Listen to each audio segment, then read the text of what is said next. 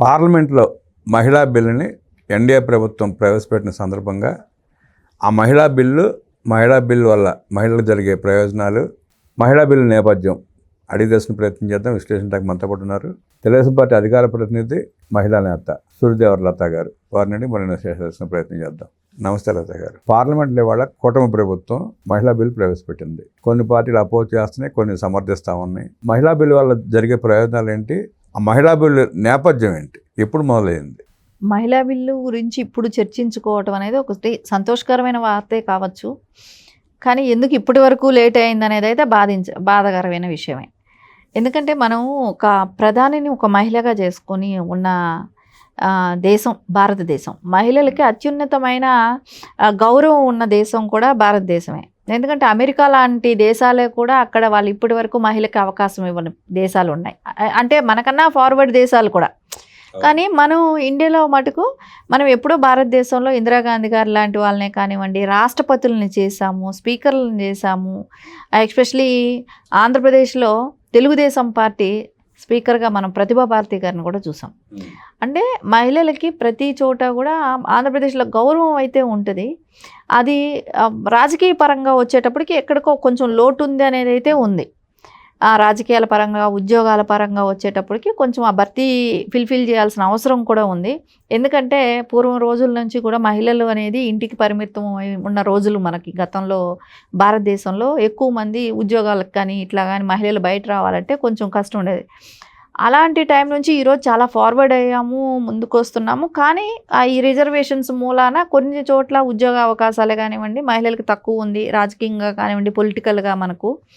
ఈ రోజున ఆ బిల్ ప్రవేశపెట్టడమే కానివ్వండి, అంటే బిల్ ప్రవేశపెట్టారు, ఎప్పుడో కాంగ్రెస్ హయాంలోనే ప్రవేశపెట్టారు, పాస్ చేయించలేకపోయారు.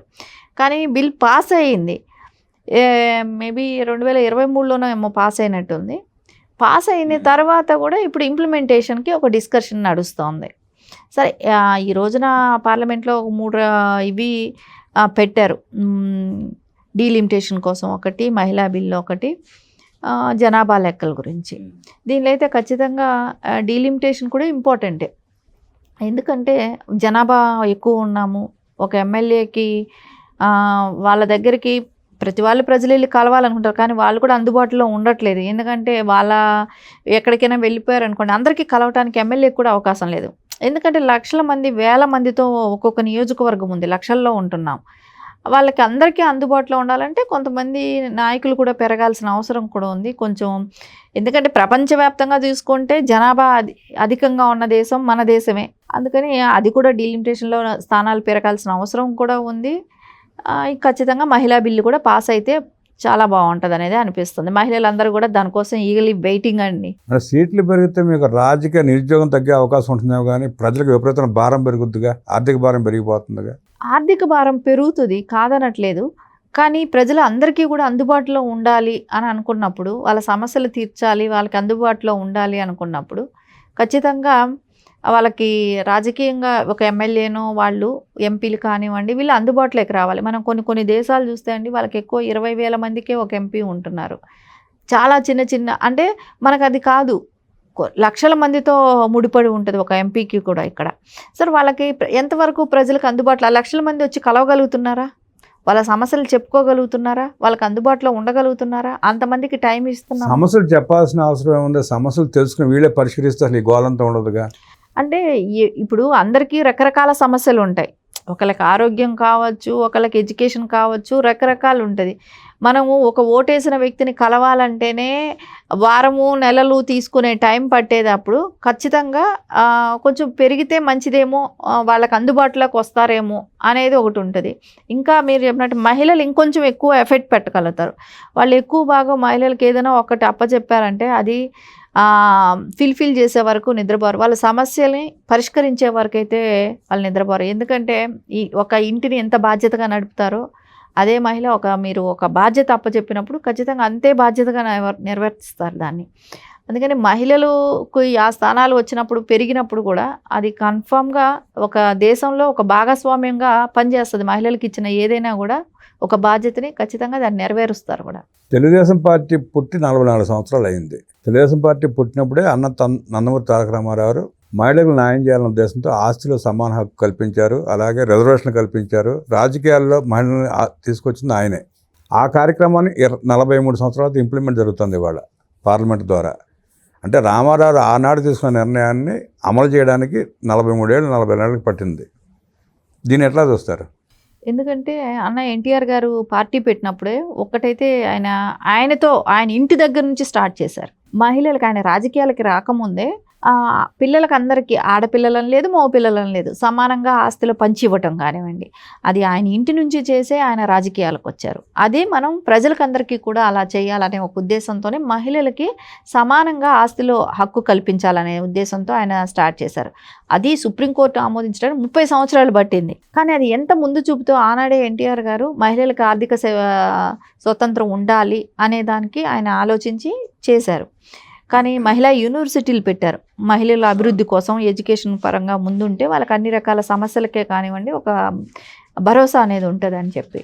తర్వాత నారా చంద్రబాబు నాయుడు గారు సీఎం అయిన తర్వాత కూడా అది ఆ లెగసీని ఎక్కడా కూడా తగ్గించకుండా మహిళల కోసం డ్వాక్రా గ్రూపులు పెట్టడం కానివ్వండి, ఒక యువత చదువుకోవటానికి వెళ్ళాల్సి వస్తే అంటే ఊర్లలో ఒక 5వ తరగతి వరకే స్కూల్స్ ఉంటాయి, దాని తర్వాత వేరే ఊరికి వెళ్ళి చదవాలంటే నడిచి అంత దూరం వెళ్ళాలి కాబట్టి వాళ్ళకి మానేసేవాళ్ళు ఆ రోజున. వాళ్ళందరికీ కూడా ఒక భరోసా, తల్లిదండ్రులకి ఏంటి ఒక సైకిల్ ఇస్తున్నారు ఆ అమ్మాయికి అని అన్నప్పుడు వాళ్ళని స్కూల్కి పంపించడానికి ఒక భరోసా ఉండేది. అట్లా వాళ్ళకి సైకిల్ ఇచ్చి సైకిళ్ళు పంచడం కానివ్వండి, మహిళలకు ఆర్థికంగా కొంచెం స్థిరంగా ఉండాలని కుట్టు మిషన్లు పంచడం కానివ్వండి, వాళ్ళకి డోక్రా రుణాలు ఇచ్చేయటం కానివ్వండి, రైతుల్ని ప్రోత్సహించడం కానివ్వండి, పాడి పరిశ్రమ అభివృద్ధి చెందించడం కానివ్వండి, ఇవన్నీ కూడా నారా చంద్రబాబు నాయుడు గారు మహిళల కోసం ఆర్థిక స్వాతంత్రం ఉండాలి, మహిళలు ఆర్థిక స్వాతంత్రం ఉండిందనుకోండి పిల్లల్ని చక్కగా పెంచగలుగుతారు. ఎందుకంటే ఎవరైనా పిల్లలు తల్లిని వచ్చి అడుగుతారు కానీ తండ్రిని వచ్చి టక్కని డబ్బులు కావాలన్నా కూడా అడగలేరు. ఆ మహిళ ఇవ్వాలంటే తన దగ్గర డబ్బు ఉండాలి.